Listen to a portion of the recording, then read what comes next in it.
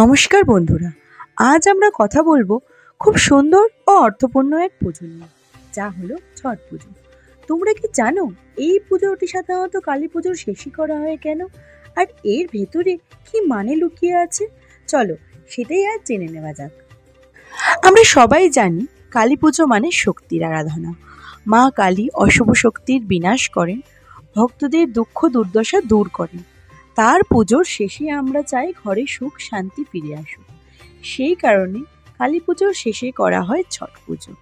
ছট পুজো মানে ছট মাতার আশীর্বাদ নিয়ে পরিবারকে শুদ্ধ করা। এই দিনে অনেকেই প্রদীপ জ্বালিয়ে গঙ্গা স্নান করে ফল মিষ্টি দিয়ে সূর্য দেবতাকে জল প্রদান করে প্রার্থনা করে। বিশ্বাস করা হয় এতে পরিবারের সব অশুভ শক্তির দৃষ্টি থেকে মুক্তি পায় আর নতুন আলো ও মঙ্গল ঘরে আসে। ছট পুজোর সবচেয়ে সুন্দর দিক হলো এটি কৃতজ্ঞতার পুজো। আমরা ছট মাতার কাছ থেকে কিছু চাই না, বরং তাকে ধন্যবাদও জানাই। তার আশীর্বাদে জীবনের শুরু হয় নতুন আশা। ভারতবর্ষে এই দিনে মায়েরা সন্তানদের, স্বামীর ও পরিবারের মঙ্গল কামনা করেন।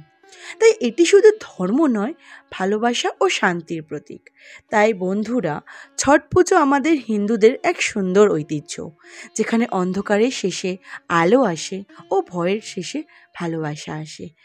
জয় ছট মাতার জয়। ভিডিওটা ভালো লাগলে অবশ্যই লাইক, শেয়ার ও সাবস্ক্রাইব করতে ভুলবেন না। আর এরপরে কী ধরনের ভিডিও আপনারা দেখতে চান তা অবশ্যই কমেন্ট করে জানাবেন। আজকের মতো এইটুকুই, দেখা হচ্ছে পরের কোনো ভিডিওতে। সবাই ভালো থাকবেন।